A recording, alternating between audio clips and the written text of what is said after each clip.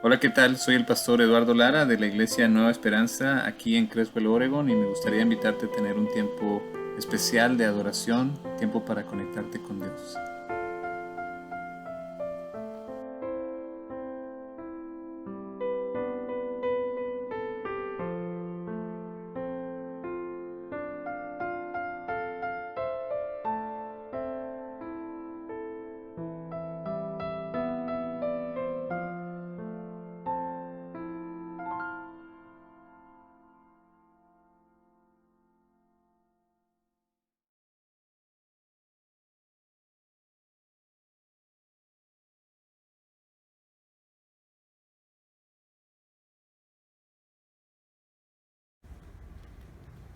El Evangelio y nada más.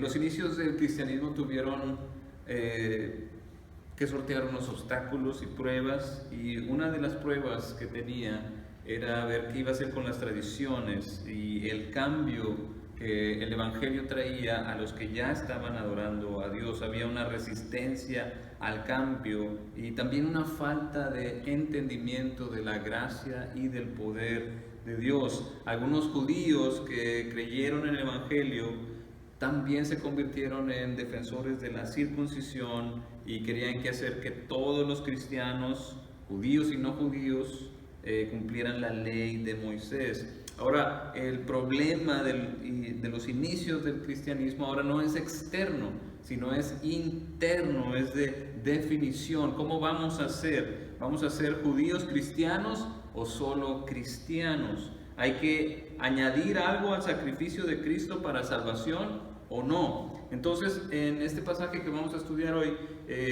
vemos tres argumentos para que la salvación que ofrece el Evangelio no se le añada nada más. El sacrificio de Jesús fue suficiente. Como veíamos el domingo pasado, estamos viendo basados también en unos argumentos de la carta de Hebreos.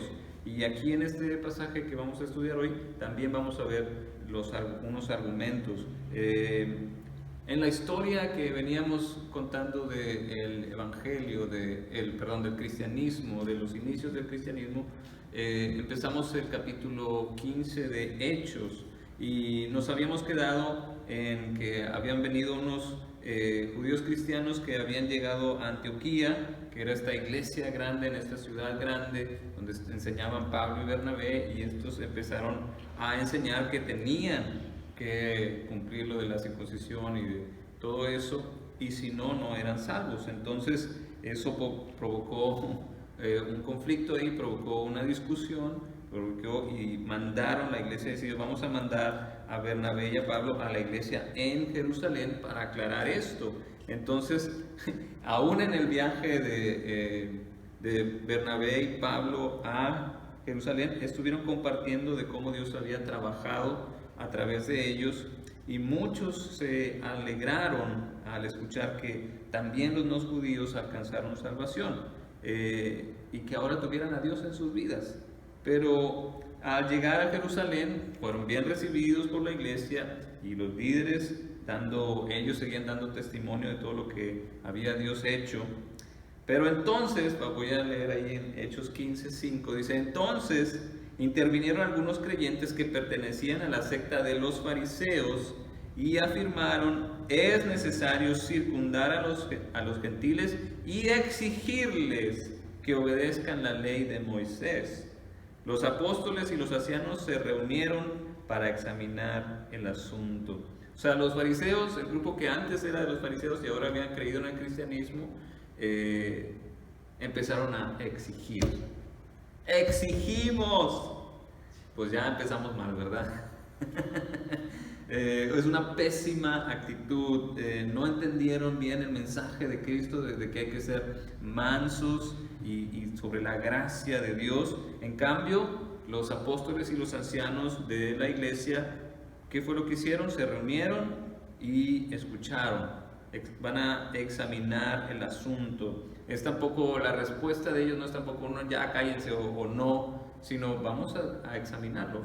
Estaban abiertos, ¿verdad? Es una mejor técnica de resolución de conflictos, estar abierto, escuchar y examinar. Entonces, a continuación vamos a ver 3 personas que dan testimonio de este evangelio de la gracia de Dios y abogan por la libertad y la gracia que hay en el evangelio. El primer personaje que aparece es Pedro, y su argumento es que Dios salva por gracia. Dice: después de una larga discusión, Pedro tomó la palabra. Hermanos, ustedes saben que desde un principio Dios me escogió entre ustedes para que por mi boca los gentiles, es decir, los que no eran judíos, oyeran el mensaje del evangelio y creyeran. Dios, que conoce el corazón humano, mostró que los aceptaba, dándoles el Espíritu Santo, lo mismo que a nosotros. Sin hacer distinción alguna entre nosotros y ellos, purificó sus corazones por la fe. Entonces, ¿por qué tratan de provocar a Dios poniendo sobre el cuello de esos discípulos un yugo que ni nosotros ni nuestros antepasados hemos podido soportar? No puede ser. Más bien, como ellos, creemos que somos salvos por la gracia de nuestro Señor Jesús. Entonces Pedro, que ya para este momento era un personaje de la iglesia, tenía su estatus, era uno de los 12 seguidores de Jesús, él recuerda que no es él el que está haciendo el cambio, es Dios. Dios es el que está actuando, Dios es el que está haciendo las cosas, no es una iniciativa de los discípulos, es Dios el que está cambiando las cosas. Y lo vemos porque cuando se acuerdan de lo que le pasó a Pedro y a Cornelio, ellos tuvieron unas como visiones entrelazadas. Bueno, a Cornelio se le apareció un ángel y dijo: vete por Pedro, y a Pedro le dio una visión, ¿verdad? Que bajaba del cielo un mantel con muchos animales, pero eran animales impuros. Y le dijo a Dios a Pedro: mata y come. Y él dijo: no. Y tuvo que pasar 3 veces. Y lo que le dijo Dios es: lo que yo purifiqué, no lo llames tú impuro.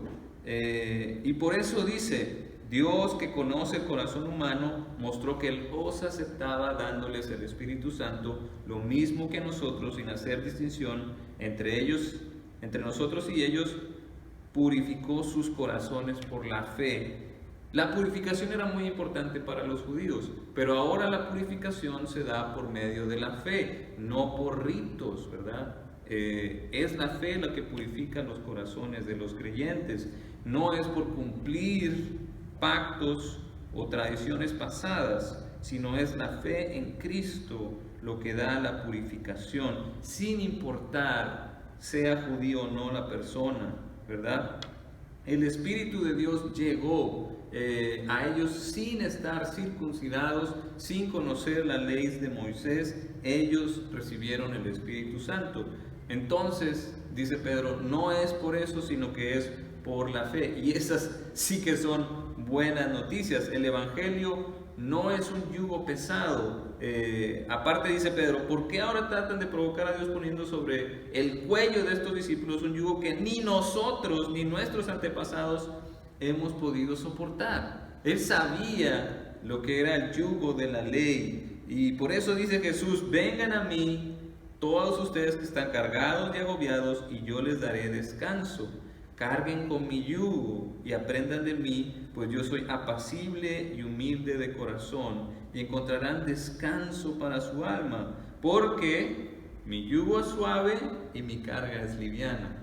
A los mismos fariseos les había dicho Jesús: los maestros de la ley y los fariseos tienen la responsabilidad de interpretarla a Moisés, así que ustedes deben de obedecerlos y hacer lo que les digan, pero no hagan lo que ellos hacen, porque no practican lo que predican. Atan cargas pesadas y las ponen sobre la espalda de los demás, pero ellos mismos no están dispuestos a mover ni un dedo para levantarlas.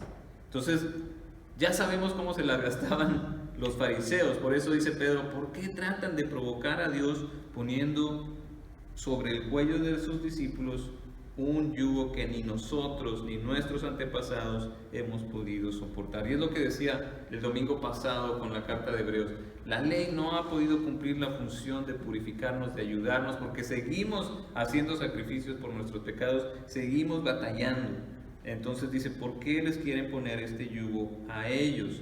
Más bien, creemos, como ellos, que somos salvos por la gracia de nuestro Señor Jesucristo. O sea, no hay nada que añadirle al Evangelio, solo la fe en Cristo. Entonces, ese es el primer personaje que se aparece en esta discusión tratando de aclarar esto.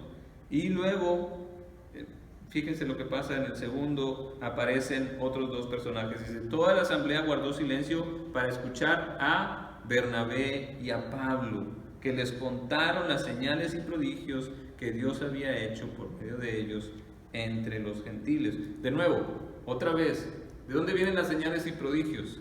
Vienen de parte de Dios. Entonces el argumento no es que nosotros lo hicimos, sino que es Dios el que está confirmando que el Evangelio se extienda y que no le pongan trabas. Dios confirma por medio de señales y prodigios, y está pasando lo que había dicho Gamaliel, que era un fariseo cuando empezó todo este movimiento de los inicios del cristianismo, que arrestaron a Juan y a Pedro y los metieron a la cárcel y los pegaron, dijeron ya no hablen de Jesús. ¿Y qué vamos a hacer con estos? Porque seguían hablando de Jesús. Entonces uno del consejo, que era fariseo también, le dijo a la gente, hombres de Israel, piensen dos veces en lo que están a punto de hacer. Esto es en el Hechos capítulo 5. Con estos hombres. Hace algún tiempo surgió un Teudas, jactándose de ser alguien, y se le unieron unos 400 hombres, pero lo mataron y todos sus seguidores se dispersaron, y ahí se acabó todo. Después surgió un tal Judas el Galileo en los días del censo y logró que la gente lo siguiera. A él también lo mataron y todos sus secuaces se dispersaron. En este caso les aconsejo que dejen a estos hombres en paz, suéltenlos. Si lo que proponen y hacen es de origen humano, fracasarán. Pero si es de Dios, no podrán destruirlos y ustedes se encontrarán luchando contra Dios. Por eso el segundo argumento es que Dios confirma por medio de señales y prodigios. Pablo y Bernabé tenían muchas historias de sus viajes misioneros, tenían muchos testimonios para decir que no era de origen humano. ¿Se acuerdan de, por ejemplo, cuando vieron al mago y se quedó ciego y otras cosas, sanidades que ellos hicieron? Entonces, el argumento es que es de parte de Dios. Dios es el que confirma el Evangelio, y sobre todo la máxima confirmación es el Espíritu Santo. La salvación trae consigo lo que llamamos la regeneración de la persona que cree de corazón. En ese momento es sellada por el Espíritu Santo de Dios, es salvada, es perdonada, es redimida de sus pecados, y empieza la regeneración, empieza en el proceso de santificación, algo que solamente Dios puede hacer, y empieza a manifestarse en la vida de los creyentes. Ese es la señal y el prodigio. Dios empieza a trabajar en una vida nueva, es un nuevo nacimiento. La gente empieza a crecer espiritualmente cuando acepta a Cristo. Y como estas señales, hubo muchas que Pablo y Bernabé seguramente compartieron con ellos, pero lo que quedaba claro era que no era de origen humano. La salvación que ofrece Dios en el Evangelio, número uno, el argumento de Pedro, que es por gracia, y número dos, que es Dios mismo el que lo está confirmando por medio de señales y prodigios. Y el tercero es Jacobo, que dice que el Evangelio es universal, no es nacionalista, sino que es para todos. Cuando terminaron, Jacobo tomó la palabra y dijo: hermanos, escúchenme. Simón, o sea Pedro, nos ha expuesto cómo Dios desde el principio tuvo a bien escoger de entre los gentiles un pueblo para honra de su nombre.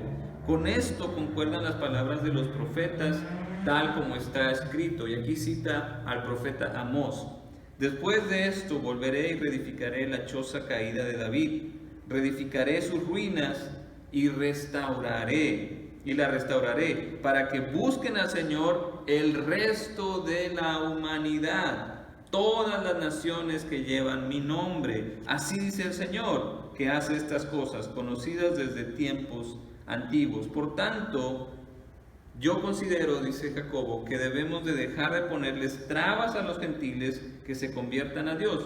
Este Jacobo no era el hermano de Juan, sino era un hermano de Jesús, un hermano del Señor, y tenía una gran influencia en los judíos, y concreta el argumento de que, de nuevo, que es Dios. Por eso cita a los profetas, no es algo nuevo, definitivamente no es algo nuevo. Amós tenía muchos años que había pasado, y está confirmando esto, que desde el principio tuvo a bien escoger de entre los gentiles un pueblo que honre su nombre. Y por eso da este argumento del profeta Amós: los restauraré para que busquen al Señor el resto de la humanidad, todas las naciones que llevan mi nombre. Y se refiere a la promesa de David, a que su reino no iba a tener fin, y eso se cumple en la descendencia de David, que es Cristo, para que busquen el Señor el resto de la humanidad y todas las naciones que llevan mi nombre. Es decir, Dios tiene la intención de salvar a todos. Por lo tanto, nosotros no podemos ser ni racistas, ni discriminar, ni ser nacionalistas. No podemos ser eso, porque el Evangelio es para todos. El pueblo de Dios está abierto a todo el que crea en Él. Entonces no podemos ponerle trabas. El Evangelio es para todos y hay que compartirlo. Ese es el mandato de Dios que debemos de obedecer. No ponerle trabas a la gente, a los no judíos que se conviertan a Dios. Entonces, esos son los tres argumentos que vemos en este pasaje. La salvación es por gracia, dice Pedro, y también la salvación es confirmada por señales y prodigios. Vemos la intención de Dios de salvar a todos y lo confirma por medio de su Espíritu Santo. Y número 3, vemos que desde el principio la salvación era el plan que fuera para todos, no solamente para los judíos, para que cumplieran su ley y sus pactos, sino que es un nuevo pacto en la sangre de Jesús, donde entran todos por medio de la fe. Por eso al Evangelio no se le suma nada más. El sacrificio de Jesús es suficiente para obtener salvación y vida eterna. Todo el que cree en Él, todo el que tiene fe en Cristo, que se arrepiente de sus pecados, recibe la salvación por gracia, por medio de la confirmación del Espíritu Santo y sin importar cuál fuera su nacionalidad. De eso podemos estar seguros, de nuestra salvación y de que eres cristiano, no por tu nacionalidad, sino por tu fe en Cristo Jesús. Por eso al Evangelio no se le suma nada más. Amén. Amén.